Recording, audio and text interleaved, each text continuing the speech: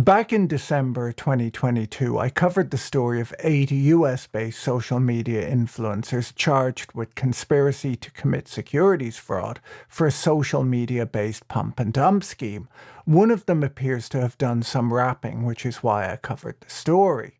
The influencers had ripped jeans, tattoos, McLaren cars, those watches that online scammers always wear, and contrasting facial hair. They had a YouTube channel called The Goblin Gang, which claimed to show you what it's like to be a multimillionaire day trader, and a podcast called Pennies Going in Raw, where I imagine they discuss DCF models and stock valuation methods.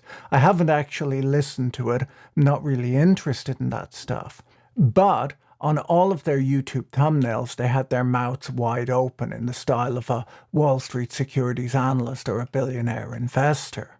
The group, all of whom had silly nicknames, were accused of engaging in a wide-ranging securities fraud conspiracy, in which they used their extensive social media presence to hype interest in penny stocks by posting false and misleading information in order to pump the prices of those securities up, while concealing their intent to later dump their shares by selling them at the artificially inflated prices. Between January 2020 and April 2022, the defendants are alleged to have made $114 million in profit from their scheme.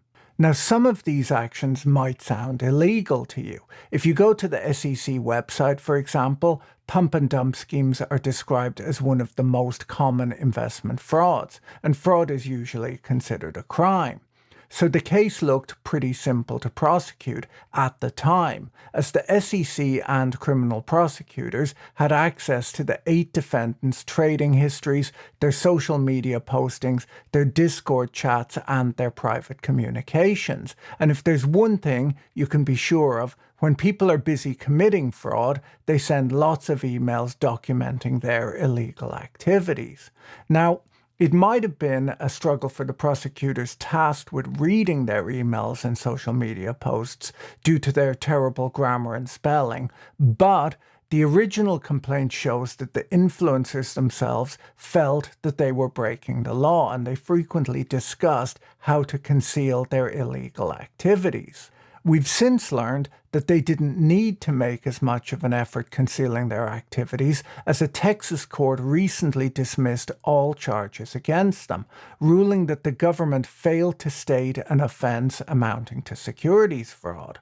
According to Matt Levine at Bloomberg, pump and dumps are now legal, and nothing is securities fraud. And while this might seem like bad news for investors and even worse news for Gary Gensler, as it's hard to know what his job involves anymore, it's good news for me, as I'll be able to restructure my YouTube channel, Twitter account, and most importantly my Instagram, where I have almost 2,000 followers, to show people pictures of cars and then trick them into buying penny stocks and various crypto tokens. Cornell Law School describes the steps of a pump and dump scheme on their website, which they still haven't updated with the news that such schemes are now totally legal.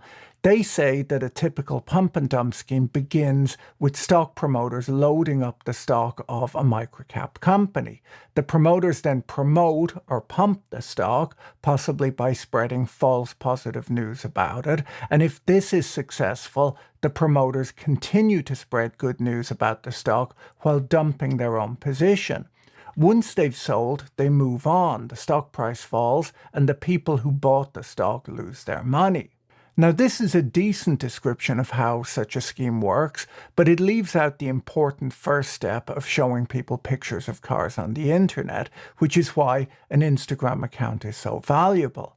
They also leave out the bit about writing a memoir while in jail, becoming a motivational speaker, and eventually teaching sales training courses. The whole go to jail, write a memoir, and become a motivational speaker bit is kind of out of date now that pump and dump schemes are entirely legal. A good motivational speaker needs that hero's journey, where there's a call to adventure, then some sort of mentor guides you through the early challenges, and later a crisis comes along which transforms you.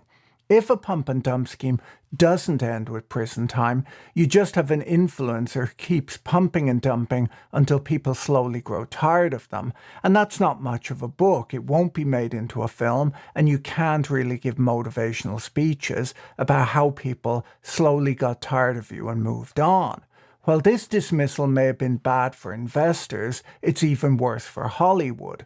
So why did a district court judge dismiss all charges against these defendants, and should you start your own pump and dump scheme as a side gig? Before we get into that, let me introduce this week's sponsor, NordPass, an intuitive password manager for businesses and individuals created by the experts behind NordVPN, the world's most popular VPN solution. 86% of business hacks involve stolen credentials, where criminals take advantage of people reusing login details across multiple platforms. When credentials are exploited, it can take over 100 days to identify, contain, and recover from a security breach. Failure to adequately safeguard sensitive data can result in financial losses, legal repercussions, and reputation damage. NordPass allows you to easily create strong passwords and store, manage, and share them along with credit card details and other sensitive information. It also scans the web for data leaks and sends you real-time notifications if any of your emails or credit cards appears in a data breach. In the world of remote and hybrid work, employees often share credentials via email or messaging apps, compromising data security. NordPass solves this and allows encrypted credential and credit card sharing among team members or with customers and contractors, ensuring controlled access and timely revocation when necessary. Businesses love NordPass as it helps your business work towards cybersecurity regulations like ISO 27001, SOC 2, and HIPAA. For a limited time, NordPass offers businesses a 3-month free trial and no credit card is required. Use the activation code PATRICK at nordpass.com/Patrick. So what went wrong in this court case? Well, the defendants were accused of committing securities fraud, which is illegal under US federal law, by artificially pumping up stock prices with bullish and false pronouncements and claims that they were buying shares while instead selling their positions into the market at a profit while their social media followers were buying. The court's dismissal raises legal questions about what the government now has to prove to convict a defendant for engaging in a scheme to defraud with intent to defraud under the federal fraud statutes. In his dismissal, the judge writes that even accepting as true that the victims ultimately lost money on the stock market because the value of their shares went down, the defendants did not obtain something of value from those who were deceived.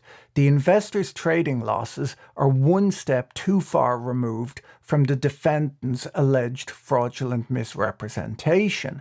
Instead, the property right of the investors that the defendants' conduct harmed, according to the judge, was their right to control their assets, or stated another way, was their right to make an informed discretionary decision.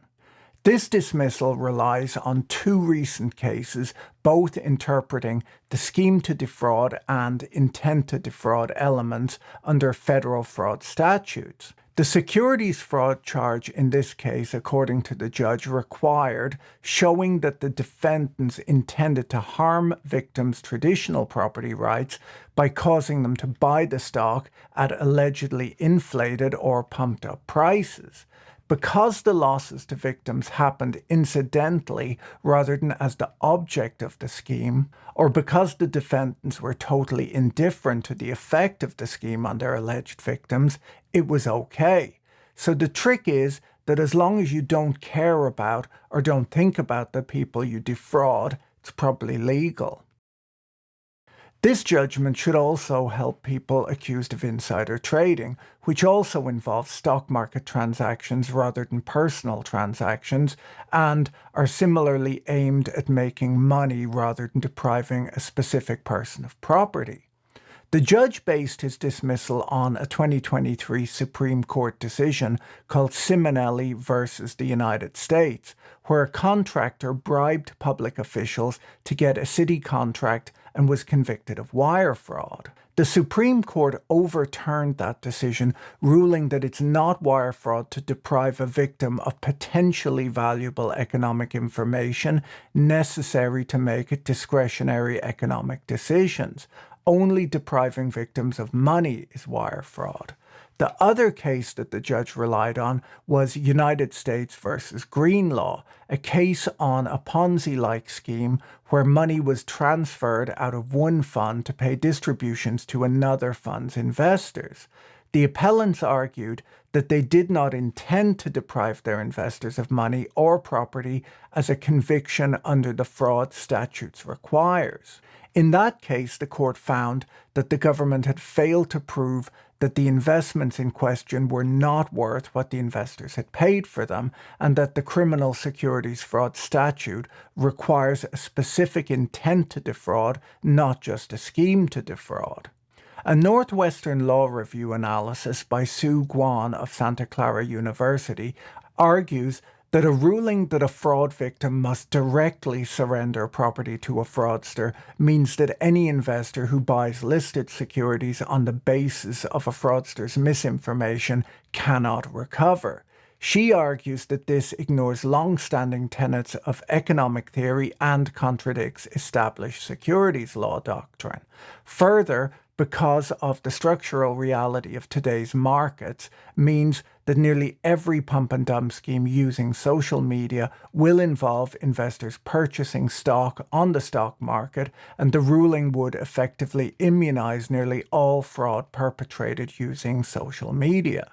Professor Guan explains in her paper that two foundational concepts underpin the informational focus of U.S. securities laws. First, corporate finance theory teaches that stock prices can be expected to be efficient and act as information transmission mechanisms.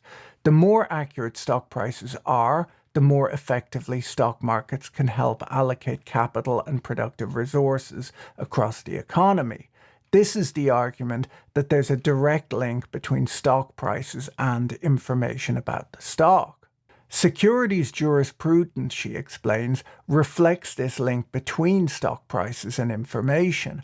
A primary purpose of securities laws is to regulate information in markets. Two aspects of modern securities regulation work together to do this: the disclosure regime and prohibitions against fraud and manipulation.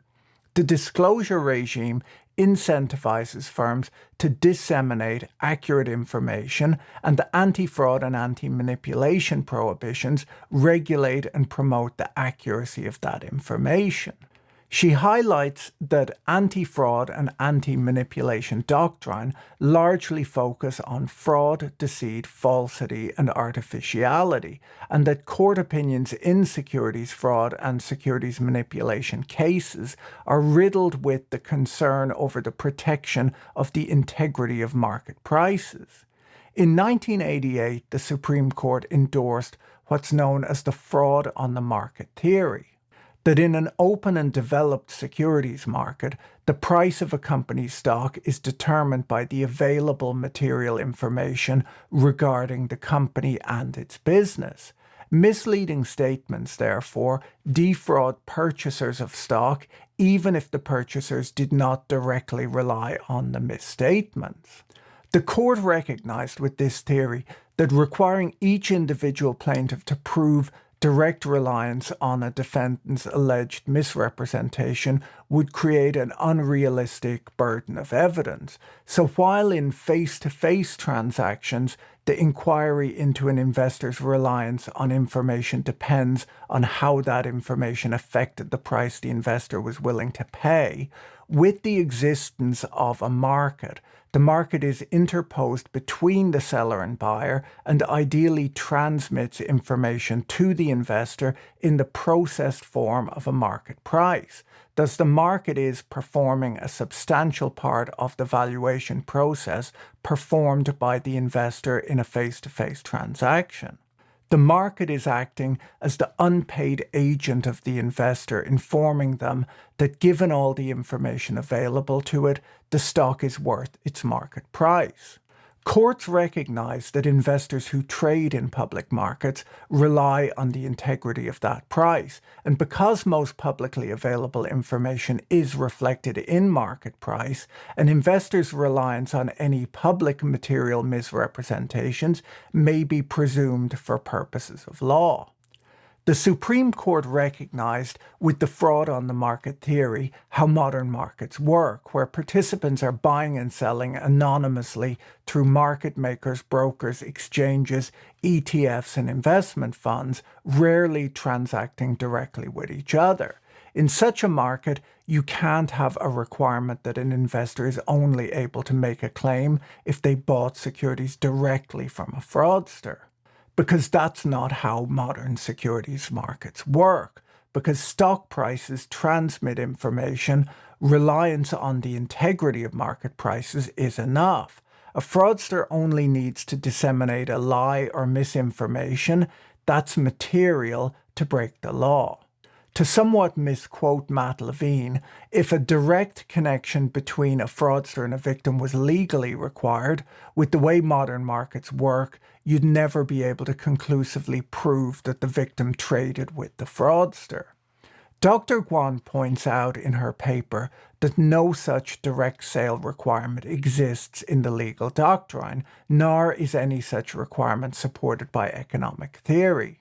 In the Finfluencer case, the judge's opinion states that while the court acknowledges that defendants allegedly intended to maximize their own trading profits through their tweets and posts, it finds that it's the other half of the equation, harming a victim's traditional property right, that's lacking, as the only thing the investors were deprived of was accurate information necessary to make discretionary economic decisions.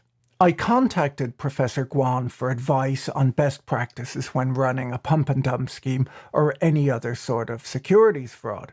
Normally I'd worry about putting my plans in writing or discussing them openly here on YouTube, but in this new world where pump and dump schemes are totally legal as long as you don't think about the victims, I figured it should be fine, and if the SEC wanted to press charges, the courts would likely be impressed by my advance written statement that I'm indifferent to the effect of my schemes on any future potential victims.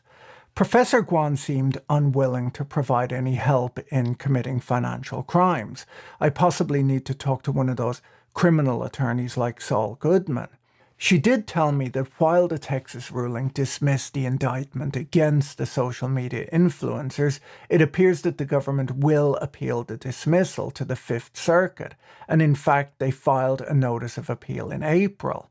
She says that with respect to the overall rule of law, this is a federal district court decision, and as such, it basically has no binding legal effect on other courts.